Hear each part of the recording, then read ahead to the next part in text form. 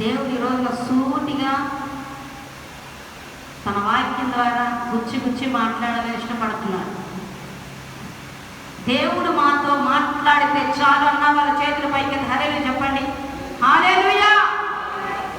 ఆయన మాట్లాడటానికి ఉద్దేశించాడంటే ఎలా మాట్లాడితే మనము బాగుపడతామో, మనం మారుతామో, మనం అర్థం చేసుకుంటామో, మనం మనలా తిరిగి కట్టబడతామో ఆయన తెలుసు కనుక అట్టి రీతిగా ఆయన మాట్లాడుతూ ఉండగా మనం అప్పగించేసుకుందాం. ఆయన మాట్లాడితే ఏం జరుగుతుంది? బ్రతుకుతామంటే. ఆయన మాట్లాడితే ఏం జరుగుతుంది? లేనిది ఉన్నట్టుగా కలుగుతుంది అంతే. ఆయన మాట్లాడితే ఏం జరుగుతుంది? క్షేమము కలుగుతుంది, సమృద్ధి కలుగుతుంది, పరిష్కారం కలుగుతుంది. ఎంతో కాలంగా, ఎన్నో సంవత్సరాలుగా ఎదురు చూసిన వాటికి దేవుడు పరిష్కారాన్ని దేవుడు చెప్పబోతున్నాడు. హల్లెలూయా. దేవునికి మహిమ కలుగునుగా. ఈరోజు దేవుడు మనకి ఇచ్చినటువంటి వాక్యాన్ని ధ్యానించుకుందాము. ఆ ధ్యానాంశం ఏమిటి అని అంటే ఫస్ట్ చెప్తాను.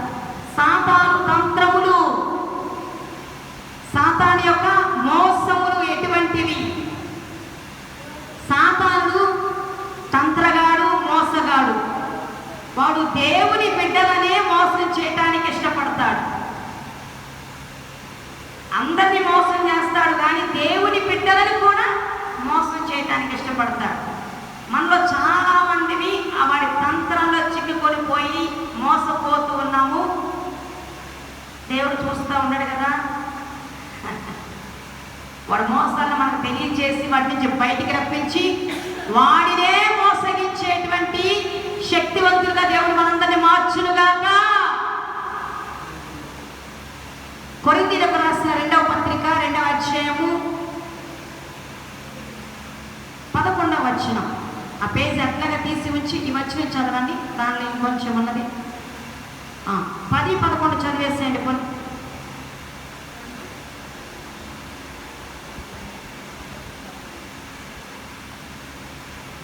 కొరింథీయులకు రాసిన 2వ పత్రిక 2వ అధ్యాయము 10 వచనం.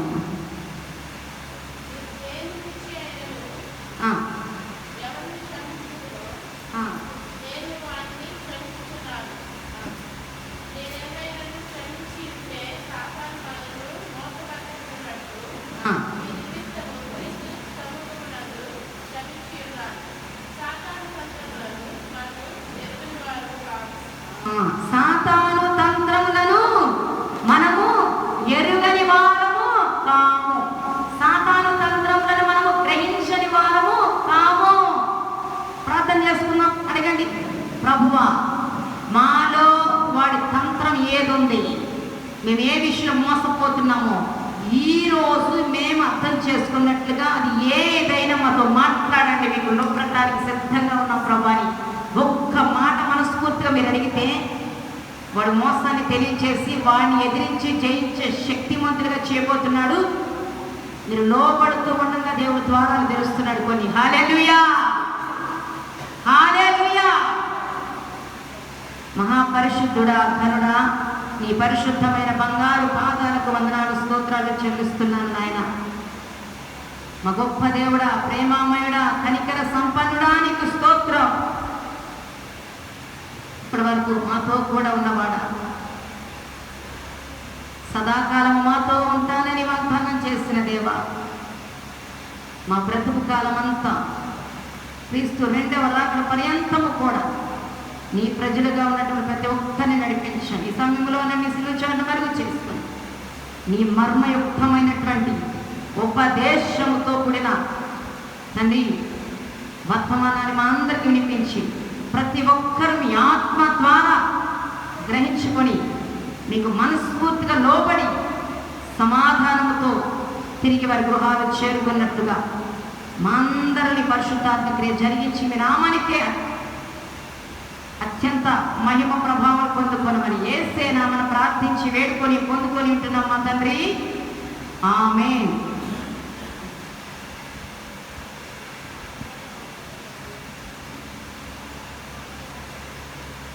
ఈరోజు దేవుడు మనకి ఉపదేశం చేస్తానంటున్నాడు. ఉపదేశం అనగానే వాక్యాలు వర్తమానంలో చాలా రకాలు ఉంటాయి. ఉపదేశం అనేది దేవుడు ఎవరికి చేస్తాడు ఎక్కువ అంటే, దేవుని విషయంలో అనుభవతులైనటువంటి వారికి ఉపదేశం చేస్తూ ఉంటారు. వాక్యం ఎంతో కొంత తెలుసున్న వారికి ఉపదేశము అవసరము. కొన్ని లోతైన విషయాలు తెలియజేస్తూ ఉంటారు. మారు మనసు లేని వాళ్ళ దగ్గరికి వెళ్ళి, దేవుడు అంటే ఎరగని వాళ్ళ దగ్గరికి వెళ్ళి ఉపదేశం చేయరు. ఉపదేశం అంటే ఏంటంటే దీనిలో ఉన్న అంతరార్థం, ఆత్మీయత్వము, మర్మములను గ్రహించుకునేటువంటి వాక్య ధ్యానము ఉపదేశము. రక్షణ గురించిన సువార్త వేరు. ఇప్పుడు క్రిస్మస్ టైం అంతా రక్షణ గురించి దేవుడు మాట్లాడాడు. ఈ రోజున ఉపదేశం చేయబోతున్నాడు. సామెతల గ్రంథంలో పలుమార్లుదంట, నీ తండ్రి ఉపదేశమును నీవు అంగీకరించము కదా. తండ్రి అయిన దేవుడు తన ఆత్మ ద్వారా మనకి ఉపదేశం చేయబోతా ఉన్నాడు. ఇక్కడ రాయబడినటువంటి మాటలు మనం చూస్తే, మీరు దేని గురించి అయినను ఎవరిని క్షమించుచున్నారో నేను వారిని క్షమించుచున్నాను. నేనేమైనాను క్షమించి ఉంటే సాతాను మనలను మోసపరచుకుంటున్నట్లు మీ నిమిత్తము క్రీస్తు సముఖమునందు క్షమించి ఉన్నాను. సాతాను తంత్రములను మనం ఎరుగని వారము కాము. సాతాను తంత్రములు అనంటే సాతాను యొక్క మోసపూరితమైన ఆలోచనలు. తంత్రం అంటేనే ఏంటి? తంత్రం మాయ కదా.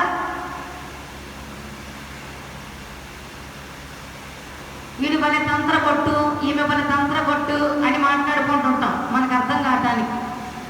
అంటే ఏంటి? మాయగత్తే, మాయలోడు అని అర్థం కదా. అసలు శిశులైన మాయలోడెవడు? సాతానుడే.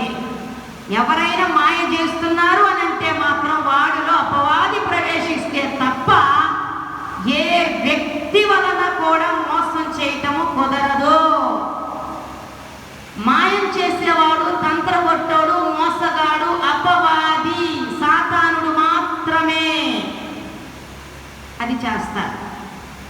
ఇతరులను ఏదైనా చెప్పి మాయం చేయాలి, మోసం చేయాలని అంటే వాడిలో వాడు ప్రవేశించి ఇతరులను మోసం చేస్తూ ఉంటాడు. అయితే సాతానుడు ఈ ప్రపంచంలో వాడి తంత్రాలతో, వాడి ఆలోచనతో, వాడి మాయోపాయము చేత అనేకులను మోసం చేస్తూ ఉన్నాడంట. వ్యర్థమైన ఆలోచన ఇస్తూ ఉంటాడు. ఇది చెయ్యాలి అపవాది. చాలా మంది అది అపవాదిస్తున్నాడని తెలుసుకోకుండా ఏం చేస్తారు అని అంటే ఆలోచన ప్రకారం వెళ్ళేసేసి ఏమైపోతారు? మోసపోతూ ఉంటారు. సాతానుడు యొక్క ఆలోచన ప్రకారం గ్రహించుకోకుండా వెళితే గనక ఖచ్చితంగా మోసపోతారు. సాతాను ఆలోచన ద్వారా బాగుపడేటువంటి విషయమేమీ ఉండదు. దాని గురించి చెప్పుకోవాల్సిన అవసరం లేదు. దేవుని ఆలోచన ప్రకారం చేస్తే నష్టపోయేది ఏముండదు. చివరికి పోయింది కూడా వచ్చేస్తుంది. హల్లెలూయా. అందుకని మనం ఏ ఆలోచన చేసినా, ఏమి చేయాలన్నా కాస్త టైం అవుతుందని తొందరపడకుండా దేవుని దగ్గర కాస్త కనిపెడితే, విచారణ చేస్తే పని అయిపోతుంది. కనిపెట్టేటప్పుడు సమయం వ్యర్థమవుతున్నట్టు కనిపిస్తుంది, కానీ దేవుని దగ్గర విచారణ చేసి తెలుసుకున్న తర్వాత పని జరిగేటప్పుడు వేస్ట్ అయినదంతా దేవుడు దానిలో రెస్టోర్ చేసేస్తాడు. హల్లెలూయా. ఏది వేస్ట్ కాదు. దేవుని ఆలోచన ప్రకారం వెళ్తే నష్టమే మాత్రం కాదు. నష్టపోతున్నట్టుగా, కోల్పోతున్నట్టు ఉంటుంది, కానీ అది నష్టపోవడం కాదు. సమస్తము సమకూర్పు కొరకే దేవుడు అలా నడిపిస్తూ ఉంటాడు అంతే. అయితే ఇక్కడ ఈ మాటలు రాస్తున్నటువంటి వ్యక్తి ఎవరు? పౌలు. అపోస్తలులందరిలో మహాజ్ఞాని అనిపించుకున్నటువంటి వ్యక్తి ఈ పౌలు. ఈ పౌలుకు తెలుసు సాతాను తంత్రాలు ఏమిటో. ఈ పౌలు ఈ పౌలుకు తెలుసు సాతాను ఎలా మోసం చేస్తాడో, ఏ సమయంలో మోసం చేస్తాడో అని పౌలుకు బాగా తెలుసు. అనుభవపూర్వకముగా తెలుసుకున్నటువంటి వ్యక్తి ఈ పౌలు. అందుకని దేవుని జ్ఞానము చేత నింపబడి ఈ మాటలు రాస్తా ఉన్నాడు. ఏం రాస్తున్నాడు అనంటే ఇక్కడ క్షమాపణ గురించి రాస్తా ఉన్నాడు. క్షమాపణ గురించి. దానికి ముందుగా నేను ఒక విషయం చెప్తాను. సాతాను తంత్రము లేదా మోసం చేసేది ఎందుకు అనంటే వాడి కుట్రతో, పగతో ఇవన్నీ చేస్తూ ఉంటాడు. కేవలము నాశనం చేయటానికి, పతనం చేయటానికి. అయితే సాతాను యొక్క తంత్రం ముఖ్యంగా రెండు రకాలైనటువంటి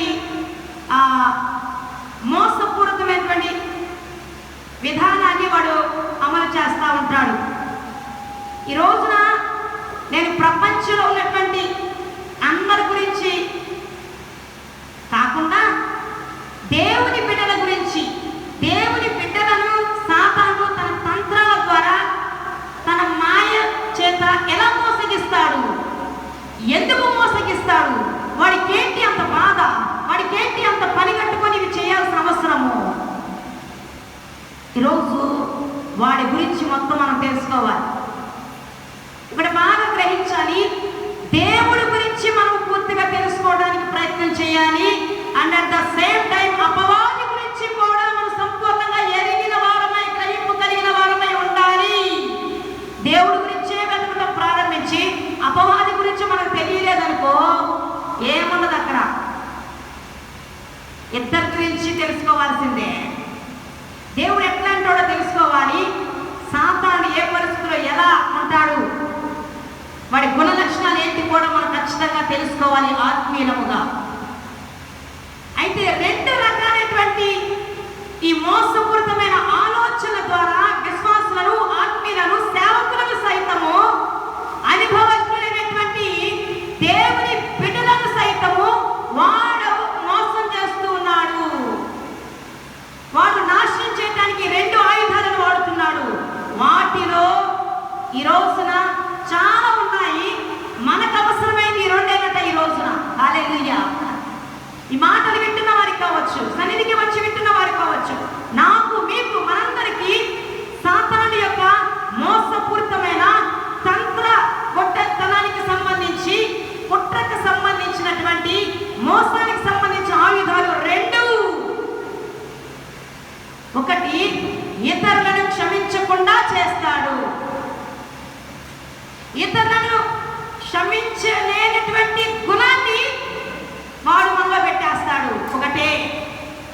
ఇది సింపుల్ అనుకుంటా ఉంటారు. చాలా చాలా ఈ లక్షణము భయంకరమైనది ఆత్మీయులకు. ముఖ్యంగా మనము దేవునికి ఎందుకు ఆకర్షితులమయ్యాము, మన పట్ల దేవుని ఉద్దేశం ఏంటి? ఒకే ఒక్కటి. ఏంటి? ఆశీర్వాదానికి వారసులుగా పిలువబడ్డాము మనము.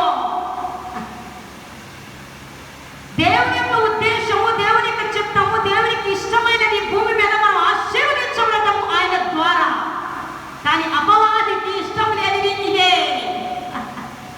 ఎవరినైతే ఆశీర్వదించాలని దేవుడు ఉద్దేశించాడో, ఎవరి జీవితం ఎంత గొప్ప కార్యాలు చేయాలని ఆయన సిద్ధపరచడానికి సిద్ధపడతా ఉన్నాడో, ఆ టైంలో, ఆ కాలంలో అపవాది పేడంటాం కదా,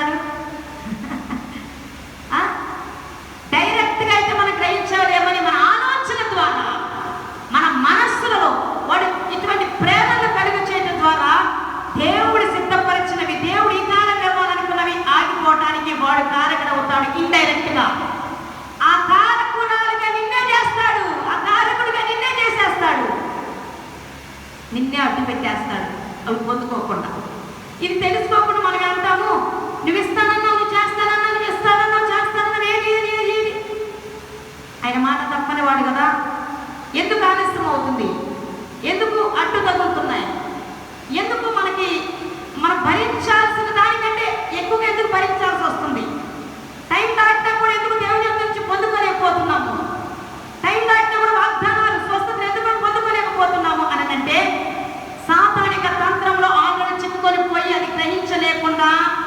వన్ సైడే చూస్తూ మనం మాట్లాడుతున్నాం. వాడు చేసేటువంటి మోసపూరితమైన ఆలోచన, వాడు వాడే ఆయుధం ఏంటమ్మా?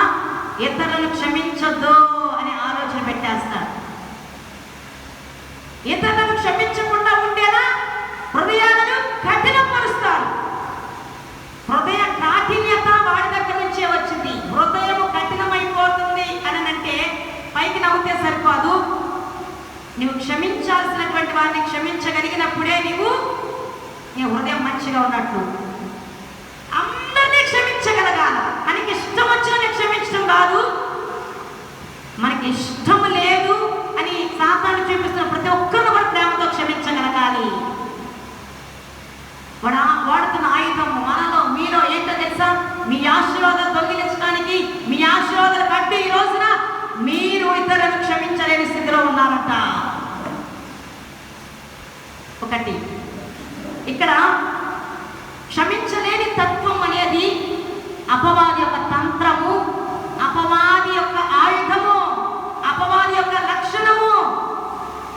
మీకు అర్థమైపోతుంది వాక్యం అంతా వెళ్ళిన తర్వాత. ఎవరిని క్షమించలేదు అనేది సూటిగా మనకి ఏంటంటే చేస్తాడు. పౌలు రాసిన మాటలు చూడండి. ఇక్కడ సాతాను తంత్రము, సాతాను ఏ విషయంలో మోసం చేస్తున్నాడని గ్రహించి మాట్లాడుతున్నాడు. చూడండి ఇక్కడ, మీరు దేనిని గురించైనను ఎవరిని క్షమించుచున్నారో నేను వారిని క్షమించుచున్నాను. నేనేమైనా క్షమించి ఉంటే, ఇది జాగ్రత్తగా వినాలి, నేనేమైనా క్షమించి ఉంటే ఇట్ మీన్స్ నేను క్షమిస్తున్నాను అనంటే సాధారణను మోసపరచకుండా ఉండేటట్టుగా మీ నిమిత్తము క్రీస్తు సముఖమునందు క్షమిస్తున్నాను. హల్లెలూయా. దీని టోటల్ అర్థం చెప్తాను, మనకు అర్థం అవ్వాలి, మనలో ఉన్న లోపాలు గ్రహించాలి అనంటే, పౌలుకి కొందరు క్షమించడం ఇష్టం లేదు. కొన్నిసార్లు మన విషయమే కొందరు తప్పు చేస్తారు, తెలిసే చేస్తారు, మన బాధ పెట్టాలనే చేస్తూ ఉంటారు. అసలు క్షమాపణ ఎవరికి అవసరం చెప్పండి? మన బాధ పెట్టిన వాళ్ళని క్షమిస్తేనే అసలైన క్షమాపణ. అది దానికి అర్థమే అది కదా. మనం ప్రేమించే వాళ్ళని క్షమాపణ పెట్టడానికి అవకాశం ఏముంది అసలు? అక్కడ మన బాధ పెట్టిన వాళ్ళని ఎట్టు ప్రేమిస్తాం? మన కష్టపెట్టిన వాళ్ళని క్షమించగలిగే గుణం ఉండాలా. పౌలును ఎవరెవరో ఏ విషయంలో క్షమించలేదు, బాధ పెట్టారు, పరిచర్య కదా, ఏదో ఒక రీతిగా తన వ్యక్తిగతంగానో ఏ విషయంలో నిందించారో, ఏ విషయంలో దూషించారో, ఏం చేశారో కానీ క్షమించడం ఇష్టం లేదు. కానీ ఈ క్షమించకపోతే మాత్రం సాతాను యొక్క మోసంలో ఇరుక్కుపోతాను, ఇదే నా పరిచర్యకు, నా ఆత్మీయతకు అడ్డైపోతుంది, దేవుడు నన్ను వాడుకోవడానికి ఈ యొక్క మోసపూరితమైనటువంటి లక్షణము నాలో ఉండకూడదు అని క్షమించడం మొదలు పెట్టాడట. అవతల వ్యక్తులు క్షమించబడటానికి అర్హులు కాకపోవచ్చును, ఏ తప్పు చెప్పైనా కష్టపెట్టి బాధపరచు ఉండొచ్చును. అది మనకు కూడా ఇష్టం ఉండదు క్షమించడం. వాడు తిట్టాడు, నేను క్షమించాలి, నేను పలికించాలి, నేను ప్రేమించాలి, ఇవి వస్తాయి మనకి. ఇవి మనిషి యొక్క లక్షణాలు. అయితే సాతాను చేత మోసపోకుండా ఉండాలంటే మాత్రం ఇతరులను మనం ఏం చేయాలి? క్షమించాల్సిందే. మనము మనంతటా మనం ఏదైనా నష్టపోతున్నామని అనుకుంటే ఏం పర్లా. దేవుని ఆశీర్వాదాలు కోల్పోవడానికి సాతాను ఒక మోసపోతున్న ఎత్తుగడ వేశాడు అని, దేని వలన మోసపోతున్నామో, దేని వలన ఆశీర్వాదం ఆగిపోతుందని మనకు తెలిసినప్పుడు కూడా మౌనంగా ఉండకూడదు. ముఖ్యంగా ఇది సాధారణంగా జరుగుతున్న క్రియ అన్నప్పుడు మనం మౌనంగా ఉండకూడదు. పౌలు అంటున్నాడు, నేను సాతాను చేత మోసపోకుండా ఉండునట్లుగా నా శత్రువులను నేను క్షమిస్తాను, మీ నిమిత్తము క్షమిస్తాను, క్రీస్తు సముఖమునందు, క్రీస్తు ఎదుట కూడా నేను వారిని క్షమిస్తాను. అర్థమవుతుందా? క్షమించకపోతే ఎవరి చేత మోసపోతున్నట్టు మనం? అపవాది చేత. వాడి చేత మోసపోతున్నాము, వాడి తంత్రాల చేత, మాయోపాయం చేత మోసగించబడుతూ తెలిసి కూడా అలాగే దిగబట్టుకొని ఉన్నాం నీకు రావాల్సిన ఆశీర్వాదము నీ కొరకు సిద్ధపరిచి రెడీగా ఉంచింది, ఆగిపోతుంది. ఆలస్యం చేస్తే వెనక్కిపోతుందేమో. నీ వాగ్దానం ఆలస్యం అవుతుందేమో నెరవేర్పు కోసం. నీ సమస్య ఇంకా జటిలంగానే ఉంటుందేమో, పరిష్కారం దొరకదేమో. ఈ రోజున నీ సమస్యకు పరిష్కారము, నీ బాధకు పరిష్కారము ఏంటి? సమస్య ఎప్పుడు పోతుంది, ఎందుకు జరుగుతుంది అని మీరు కొన్ని విషయాలు కనుక ఆలోచన చేస్తూ అర్థంగా తలబట్టుకొని కూర్చుంటే, ఈ రోజున నా దేవుడు మాట్లాడుతున్నాడు. సాతాను ఆలోచన ద్వారా ప్రేరేపించబడి వాడి చేత మోసగించబడుతున్నారు. క్షమించాల్సిన వాళ్ళని క్షమించలేకపోతున్నారు. అందుకే ఆ సమస్యగానే ఉంది. అందుకే వాగ్దానం నెరవేర్చబడకుండా ఇంకా ఆలస్యం అవుతుంది. అందుకే దేవుడు నీ కార్యం చేస్తానని చెప్పిన ఈ కాలంలో నువ్వు చూడలేకపోతున్నావు. అందుకే నీ ఎదుట దేవుడు ద్వారం తెరిచిన దానిలో ప్రవేశించలేకపోతున్నావు. హల్లెలూయా.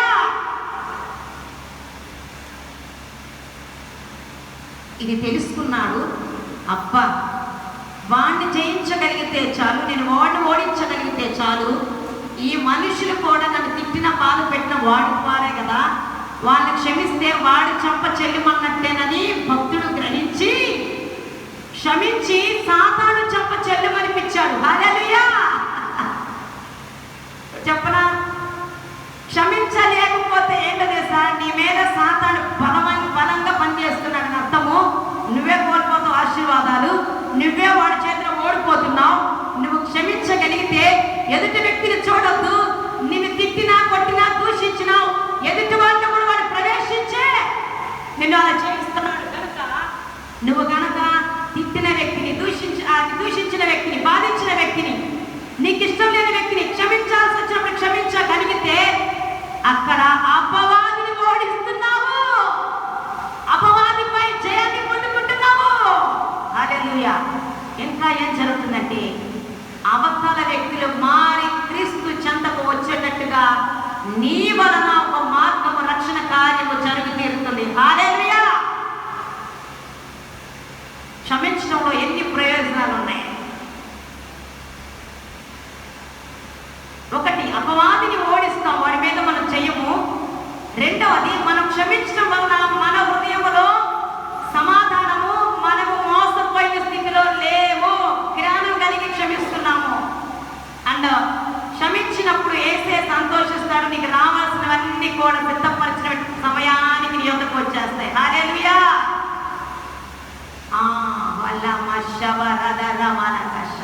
కొన్ని విషయాల్లో మీరు తినేసి చూస్తున్నారంటే కదా,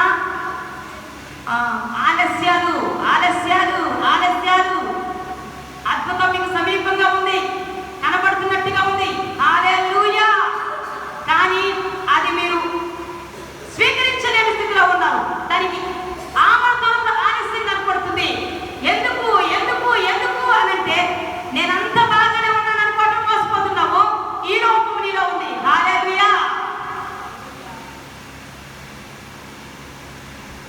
చూడండి, దేవుడు ఒక మర్మము తెలియచేస్తే, మనం అప్పుడుదాకా తెలియచేస్తే దాని వెనక దాచబడి ఉన్న దీవెనలు, కోకొల్లలు, ఈ ఒక్కదాన్ని పట్టుకొని వెగబట్టుకొని ఉంటే దేవుడు ఇచ్చేటువంటి గొప్ప గొప్ప ఆశీర్వాదాలు, శాశ్వతమైన ఆశీర్వాదాలు, అద్భుతాలు నువ్వు ఆలస్యమవుతూ ఉంటాయి. పొదుకోలేని స్థితిలోకి వెళ్ళిపోతూ ఉంటాం. పౌలు కలిగి ఉన్న జ్ఞానమును పరిశుద్ధాత్మ దేవుడి రోజున మనందరికీ అనుగ్రహించును గాక.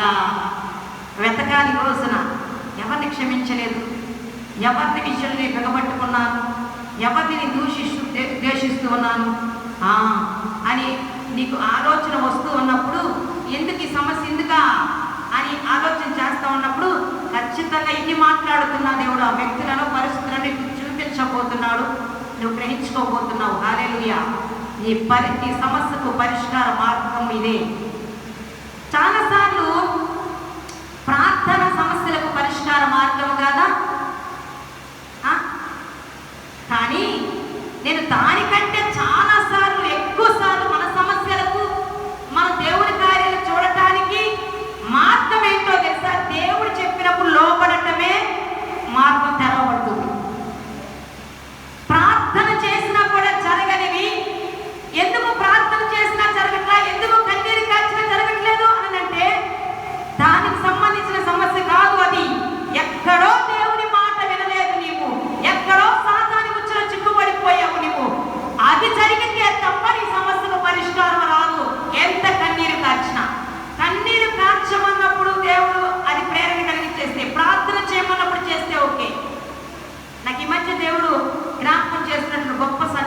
తెలుసా?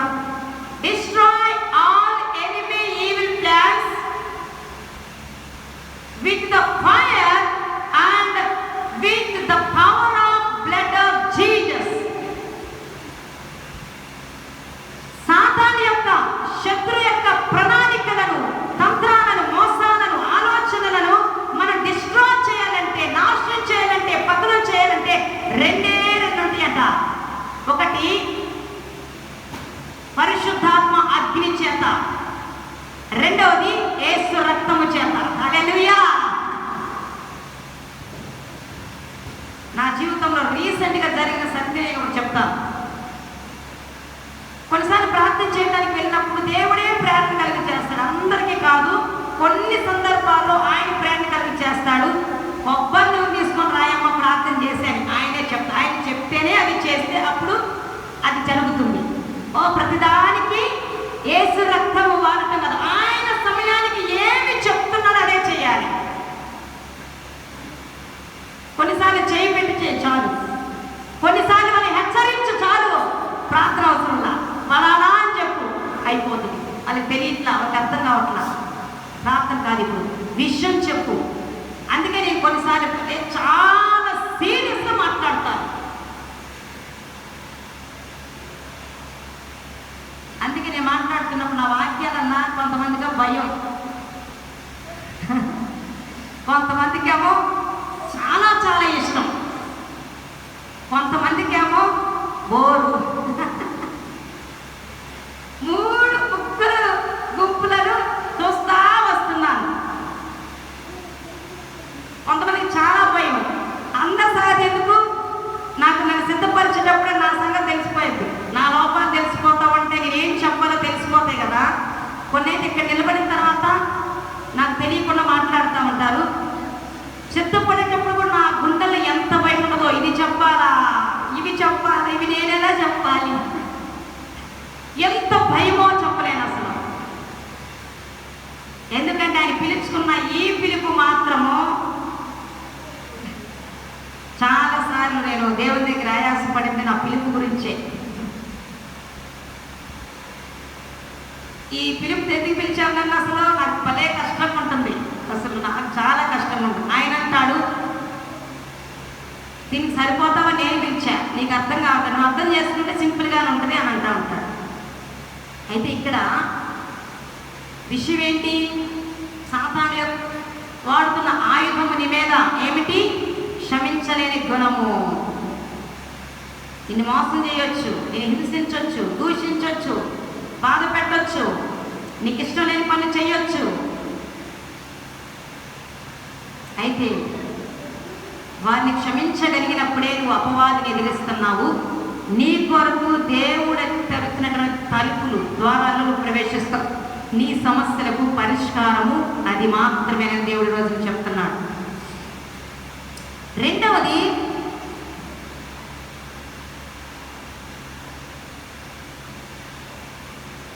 దీనిలో నీకు ఒక విషయం చెప్తాను. యేసుక్రీస్తు ప్రభువు ఉన్నారు కదా, సరే తర్వాత చెప్తా. రెండవది, ఇతరులను దూషించమని ప్రేరణ కలుగు చేస్తాడంట.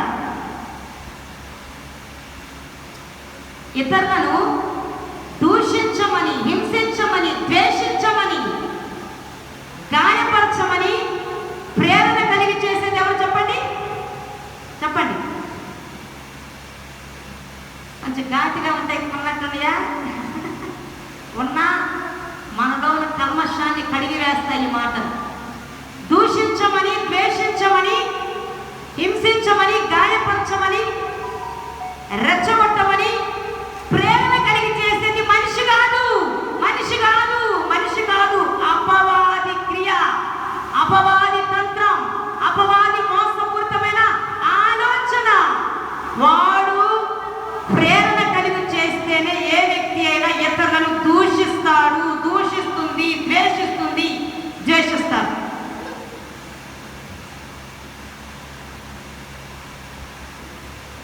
దూషించే మనసు సాతానుడి యొక్క మనస్సు. సాతానుడు నేటి కాలంలో ఈ ఆయుధాన్ని కూడా వినియోగిస్తున్నాడు, మన మధ్యలో ఇది వినియోగిస్తూ ఉన్నాడు. అయితే ఎవరు ఎవరిని దూషిస్తారు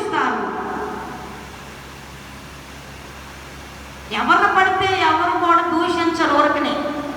ఇక్కడ కొన్ని సీక్రెట్స్ ఉన్నాయని దేవుడు మాట్లాడుతున్నారు. ఒక వ్యక్తి మరొక వ్యక్తి చేత ఎందుకు దూషించబడుతున్నారు?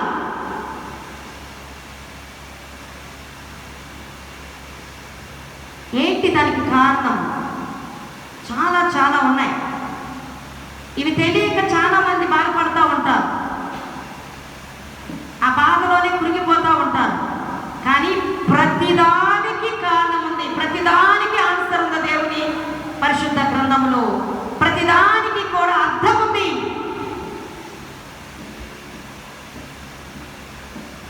నీతిగా యథార్థంగా భక్తిగా జీవించే వాళ్ళంటే సాతానికి చాలా చాలా చాలా చాలా కోపం. నీతిగా భక్తిగా యథార్థంగా జీవించే వాళ్ళంటే సాతానికి భయంకరమైన కోపం, మామూలు కోపం కాదు. మనకొచ్చే కోపమే భరించలేం మనుషులు మనం చూసుకుంటే, మామూలు కాదు. కానీ అపవాది కోపానికి దేవుడు ఒక పదం చూపిస్తున్నాడు, అది పగతో కూడిన కోపం అంట. అమ్మో, పగతో కూడిన కోపం. ఇప్పుడు జంతువులలో, జంతువులేననేది ఒకదానికి అది పగబడుతుంది అంటారు. ఏంటి పిల్లలు చెప్పాలి, జంతువే అనే దాన్ని కూడా జంతువే. ఒక జంతువుకి పగ ఎక్కువ ఉంటుందంట. ఇంకా చెప్పాలంటే పగ అనగానే దేవుడు నాకు ఇంకో మాట చూపిస్తున్నాడు, విషం. పగ అంటేనంట విషం, విషపూరితమైనటువంటి ఆలోచన. ఏంటది? విషం ఎక్కడో ప్రతి జంతువులో ఉంటుంది. ఆ విషము పాములో ఉంటుంది విషం కదా, పాములోనే కదా. అందుకే పాము ఎక్కడైనా కనపడితే దాన్ని ఏమైనా చేయాలన్నా కొంతమంది ఏమంటారు చెప్పడా, అమ్మో దాన్ని ఏదైనా చేస్తే అది తప్పించుకుంటే పగపట్టింది, మా ఇంటికి వచ్చింది, ఏదో చేస్తే. చిన్నప్పుడు అనుకునేవాళ్ళు, ఎప్పుడు కూడా ఆ ఆలోచనలు వస్తూ ఉంటాయి.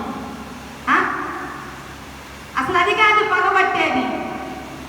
అందుకని సాతానికి సాదృశ్యంగా నేను చూపిస్తాను జీవగ్రంథంలో సర్పము. సర్పము పాముకి నిలువెల్లా విషమే, అది పగబడుతుంది మనుష్యుల మీద. అంటే సాతానుడు పగబడతాడు ఎవరి మీద? దేవుని బిడ్డల మీద. దేవుని బిడ్డల మీదే పగబడతాడు. అది అందరి మీద పడుతుంది వాడికి. ఎవరైతే నీతిగా, ఎవరైతే యథార్థంగా, ఎవరైతే భక్తిగా, ఎవరైతే దేవుని చిత్తానుసారంగా జీవిస్తున్నారో వాళ్ళని వాడు ఏమి చేస్తావు లేక జాగ్రత్తగా, వాళ్ళని వాడు ఏమి చేయలేక ఇదిగో ఏ వ్యక్తిలోనూ ప్రవేశించి పగబెట్టేసి దూషించమని, ద్వేషించమని, హింసించమని, గాయపరచమని, రెచ్చగొట్టమని ప్రేరణ, ఆలోచన తెప్పిస్తూ ఉంటారు. ఇది కొంతమంది మనుషులకి అర్థం కాక ఏం చేస్తారనంటే చేసేస్తూ ఉంటాం మనం చాలాసార్లు కదా. ఈ టార్గెట్ ఎవరిది? సాతానుడిది. సాతానుడిది. సాతానుడు అపవాది. అందరినీ దూషించమని చెప్పడం. నువ్వు సినిమాలకు వెళ్తున్నావు, నువ్వు వ్యభిచారం చేస్తున్నావు, నువ్వు పాపంలోనే ఉన్నావు, నువ్వు నరకానికి వెళ్ళే వ్యక్తివే, నువ్వు దేవుని ప్రణాళికలో పరలోకం వెళ్తామని రాసి పెట్టలేదు. అసలు నిన్ను అసలు ఏమి పట్టించుకోడు. పైగా నిన్ను పొగిడే వ్యక్తులు నీ చుట్టూ పెడతాడు ఎక్కడికి వెళ్ళినా. కానీ వాడు ఎవరు దూషించమంటాడు, ఎవరు ద్వేషించమని అంటాడంటే దేవునికి అత్యంత విలువైన ప్రత్యేకమైన వ్యక్తులు అనిపించబడినప్పుడు, వాళ్ళు దేవుని చిత్తానుసారం యథార్థంగా భక్తిగా జీవిస్తున్నప్పుడు వాళ్ళని ఏమి చేయలేక వాడు వేసిన ప్రయత్నాలన్నీ విఫలమైపోయి మనుష్యుల ద్వారా బాధించబడి ఆ బాధలో వాళ్ళంతటి వాళ్ళు ఏదైనా చేసేసుకునేటట్టుగా ఆ పగతో మోసపూరితమైన తంత్రము ద్వారా వాడు పనిచేస్తూ ఉంటాడు. చాలా మంది చూడండి, వాళ్ళు దూషించారు, ద్వేషించారని చచ్చిపోతారు. ఏది సాక్ష్యాలు వింటారమ్మా? వాళ్ళను ద్వేషిస్తున్నారు, వాళ్ళని ప్రేమించట్లేదు, వాళ్ళను హింసిస్తున్నారు, వాళ్ళను నిందిస్తున్నారు చెయ్యటానికి. ఎందుకు నా బతుకు అని చచ్చిపోతూ ఉంటారు తెలియని పిచ్చోళ్ళు. ఈరోజు చెప్తాను వాళ్ళకు కూడా. ఎంత భాగ్యవంతులో ఒక వ్యక్తి ద్వారా దూషించబడుతూ, ద్వేషించబడుతూ, నిందించబడుతున్నావనంటే నువ్వు ఎంత భాగ్యవంతుడవు, భాగ్యవంతురాలవో దాని వెనక నీ కొరకు దాచించిన మేలేంటో ఈరోజు గ్రహించాలి. దూషించబడుతున్న వారికి ఒక మర్మం ఉంది. గొప్ప మేలు ఈరోజు చెప్పబోతున్నాడు. ఏం జరగబోతుందో. నువ్వు ఇతరులను ద్వేషిస్తున్నావా? నీ వెనక ఎంత ప్రమాదకరమైన ప్లాన్ ని సాతానుగాడు చేసించాడో గ్రహించాలని దేవుడు మాట్లాడుతున్నాడు. రెండు ముఖ్యమైనవి, రెండు కూడా చాలా చాలా చాలా ముఖ్యమైనవి. సాతానుడే, మనిషి కాదు దూషించేది, ద్వేషించేది, హింసించేది. సాతానుడే వారిలో ప్రవేశించేసేసి కేవలము నీతిమంతులను, యథార్థవంతులను, దేవుని ప్రణాళికలు, దేవునికి ఇష్టలుగా జీవిస్తున్నటువంటి వారిని దూషించమని చెప్తాడు. ఎందుకంటే వాడు చేసిన ప్రయత్నాలన్నీ అట్రప్లాప్ అయిపోయి ఈ దూషణ ద్వారా మానసికంగా, శారీరకంగా, ఆత్మీయంగా బలహీనపరిచి వాళ్ళంతటా వాళ్ళే పతనమైపోయేటట్టుగా వాడు ప్లాన్ చేస్తాడు. అది వాడి మోసపూరితమైనటువంటి. భక్తిహీనులు భక్తి పరులను దూషిస్తూ ఉంటారు, అవిశ్వాసులే విశ్వాసులను దూషిస్తూ ఉంటారు. నీతిమంతుడు నీతిమంతులను దూషించాడు, విశ్వాసులు విశ్వాసులను దూషించలేరు. కానీ ఆవిడ విశ్వాసే కదా, అతని విశ్వాసే కదా అని అంటే కావచ్చును. కానీ దూషిస్తున్న సమయంలో అపవాది ప్రవేశించి ఆ మాటలు మాట్లాడుస్తున్నాడు. అయితే దూషించబడుతున్న వారిని దేవుడు హెచ్చరించడానికి ముందు ఈ విధంగా ద్వేషించబడటానికి అనుమతిని ఇస్తాడు. దూషించబడుతున్న నీతిమంతులారా, ద్వేషించబడుతూ, నిందించబడుతూ, గాయపరచబడుతూ ఉన్నటువంటి నీతిమంతులారా, యథార్థవంతులారా, భక్తిపరులారా, మీరు ధన్యులు. దేవుడు మీకు ఘనతను సిద్ధపరిచాడు. దానికి ముందుగా వీటిని నీవు అనుభవించాల్సి ఉంది. దేవుడే అనుమతిస్తాడు, మనుషులకు అప్పగిస్తాడు, సాతానికి అప్పగిస్తాడు. ఆ సమయంలో నీవు చేయాల్సిన ఏంటంటే కీడుకు ప్రతి కీడు కాదు, దూషణకు ప్రతి దూషణ కాదు, కానీ మౌనంగా ఉండగలగాలి. ముఖ్యంగా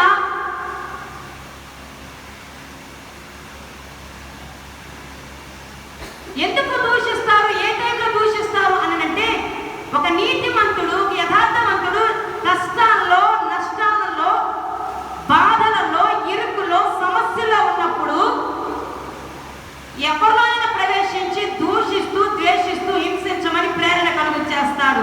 ఎందుకంటే అసలే బలహీనంగా ఉన్నాడు. ఇప్పుడు కనుక ఈ తంత్రం ఈమె ద్వారా, ఇతని ద్వారా ప్రయోగిస్తే ఖచ్చితంగా ఇప్పుడు దాకా నేను చేయలేనటువంటిది ఇప్పుడు జరుగుతుంది అని వాడు ఈ బలమైన ఆయుధాన్ని మనుషుల ద్వారా ఉపయోగిస్తూ ఉంటాడు.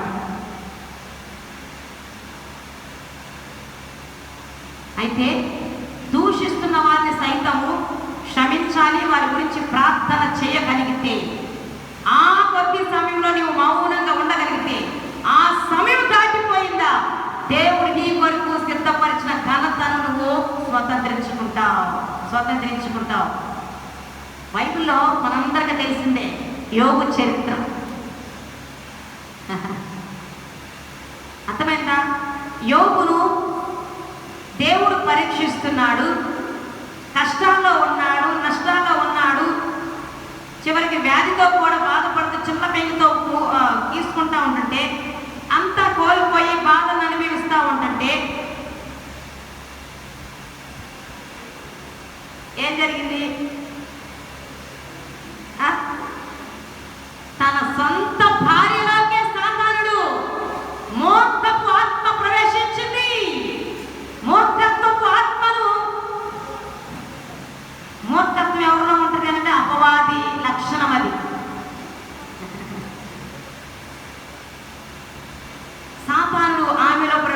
ఆమె యోబు తన కుటుంబము నీతిమంతుల కుటుంబమే, ప్రార్థన చేసుకునేటువంటి కుటుంబమే, దేవుని యందు భయభక్తులు కలిగి ఉన్న కుటుంబమే. కానీ ఆమె ఎప్పుడు దూషించి ద్వేషించలేదు. ప్రతి కష్టంలో ఎంత పోతున్నా కూడా తనకు చేదోడు వాదోడుగానే ఉంది. కానీ దైవ చిత్తము ఈ విషయంలో కూడా యోబు ప్రయోగం చేయాల్సి ఉంది. హల్లెలూయా. అది వినండి. చివరికి నన్ను అందరూ ద్వేషించారు, నా దేవుడు తప్ప అనే సాక్ష్యము యోబు చెప్పగలగాలి. తన భార్య ద్వేషించినా కూడా తన నోటి మాటతో కూడా ఆమెను ఏమనలేదు అనే తన సాక్ష్యము ఆ భక్తుడు కలిగి ఉండాలని దేవుడు ఆశ. నిజంగానే యోబు భార్య గురించి మనం ఆలోచన చేస్తే, ఆమె సైడ్ నుంచి ఆలోచిస్తే ఒక మనిషిగా చాలా బాధే. చూస్తా చూస్తా చూస్తా చూస్తా అన్నిటినీ కోల్పోయారు వాళ్ళు. ఒక్కొక్కటి పోతా ఉంటే ఎంత బాధ వేస్తుంది. ఒక సమస్య అంటే ఒక సమస్య వస్తుంటే ఎంత తల్లడిల్లిపోతారు. అసలు యోబుకు పరీక్ష, ఆ పరీక్ష కూడా ఎందుకు వచ్చింది? అపవాది అల్లి యోబును నాకు అప్పగించు, నిన్ను ఎట్లాగైనా వాడి మీదకి నేను శోధన తీసుకొని వెళ్ళి నిన్ను దూషించేటట్టుగా చేస్తాను అని కంకణం కట్టుకొని కూర్చున్నాడు సాతాను. యోబు చేత యేసయ్యను దూషించాలి, దేవుణ్ణి దూషించాలి అని టార్గెట్ చేశాడు. కానీ యోబు అంత కోల్పోయినా దేవుణ్ణి దూషించలేదు. అక్కడక్కడ కొన్ని సందర్భాల్లో నాకెందుకు ఇచ్చామని ప్రశ్నించాడు, దూషించలేదు. ఇది జాగ్రత్తగా వినాలి.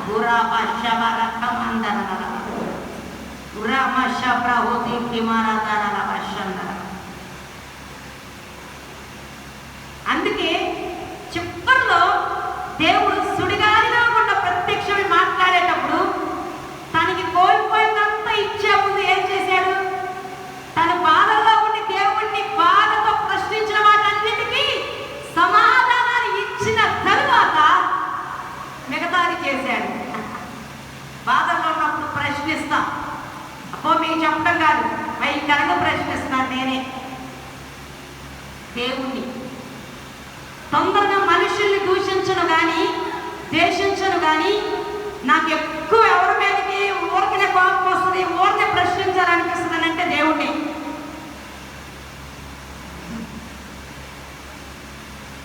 నువ్వే కదా నాకు ఎట్లా చేసావు, నువ్వు అనుమతించకపోతే అసలు వాళ్ళకేం పైన మీదకి నువ్వే కారకుడివి, నువ్వే వాయి ఎందుకు ఎందుకు ఎందుకు మళ్ళీ మళ్ళీ ఎందుకు మళ్ళీ మళ్ళీ ఎందుకు ప్రశ్నలు ప్రశ్నలు నేను దేవుణ్ణే.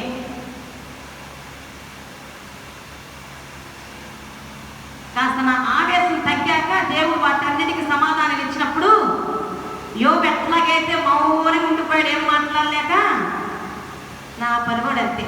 చాలాసార్లు నువ్వు ఇచ్చే సమాధానాలకి నేనేం చెప్పగలుగుతావా?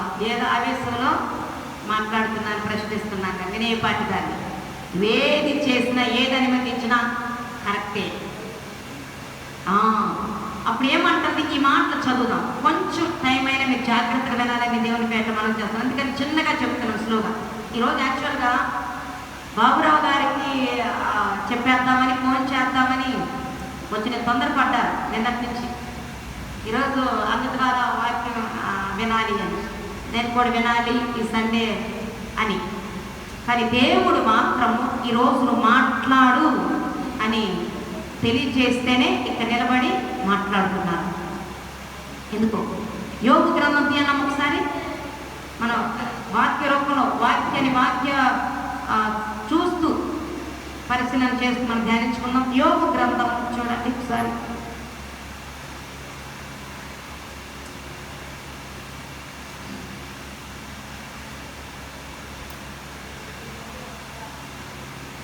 రెండవ అధ్యాయం 6 నుంచి 10 వచనాలు చదవండి చాలు. అయిపోయింది, కొన్ని నిమిషాల్లో ముగించేస్తాను.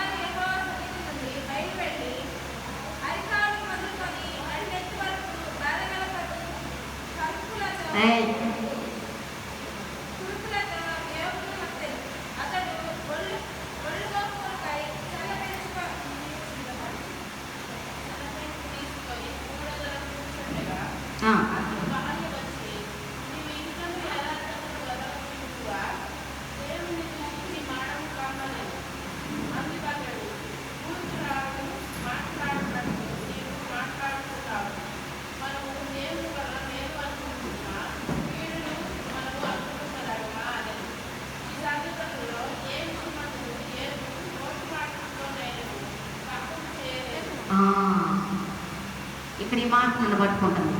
యోగు నోటి మాటతోనైనా ఏం చేయలేదంట, పాపము చేయాలా, దూషణకు ప్రతి దూషణ చెయ్యలేదు. దేవుడు ఇప్పుడు బయలుపరుస్తున్న మాట ఏంటంటే, యోగు పాపము చేయలే నోటి మాటతో కూడా. అంటే రోజున మనలో ఉన్న పాపము దూషించడమేనంట, ద్వేషించడమేనంట, నిందించడమేనంట, హింసించడమేనంట. తన భార్య అంటుంది, తన భార్య వచ్చి, నీవు ఇంకా యథార్థతను వదలవా, దేవుణ్ణి దూషించి మరణమైపో, చచ్చిపో.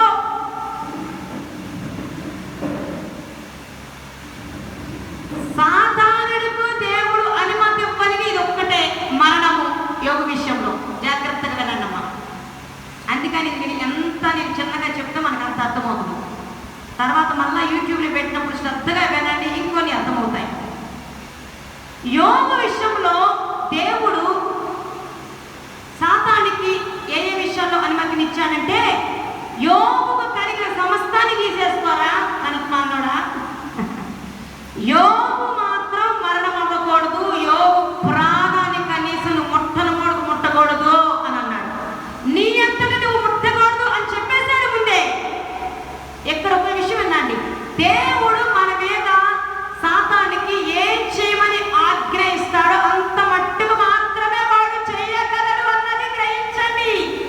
అంతకు మించి వాడు సొంతగా ఒక్కటి కూడా మన మీద, మన పిల్లల మీద, మన కుటుంబాల మీద, పరిచర్య మీద, మనకు సంబంధించిన వాటి మీద ఏమాత్రం వాడికి హక్కు అధికారాలు లేవు.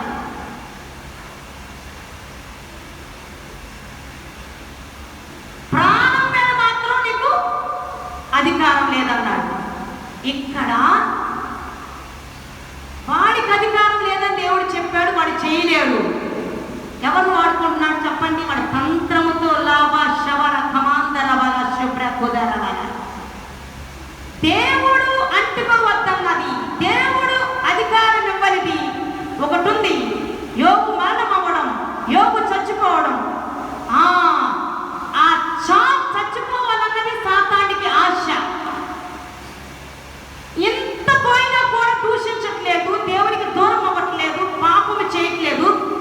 వీడి చంపేస్తే నా పగ చల్లారుతుంది అన్నట్టుగా పోరాడుతున్నాడు వాడు. చివరిగా నేను చేయొద్దన్నాడు, కానీ ఎవరి ద్వారానైనా ప్రేరేపిస్తే అయిపోతాడు కదా.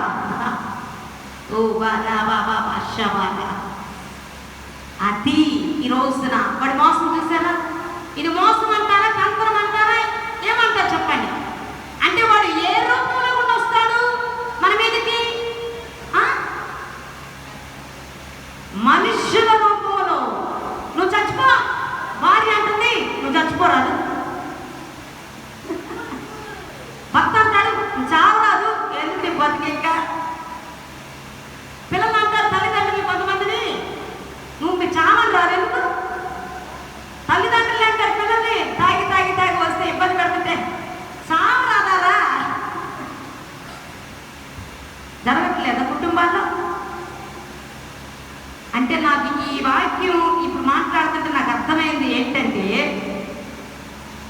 మనుషులు చావు చావు చావు చావు అంటున్నారనంటే నీ ప్రాణం మీద అపవాదికి అధికారం ఇవ్వలేదు, నిన్ను దూషించడానికి అనుమతించాడు.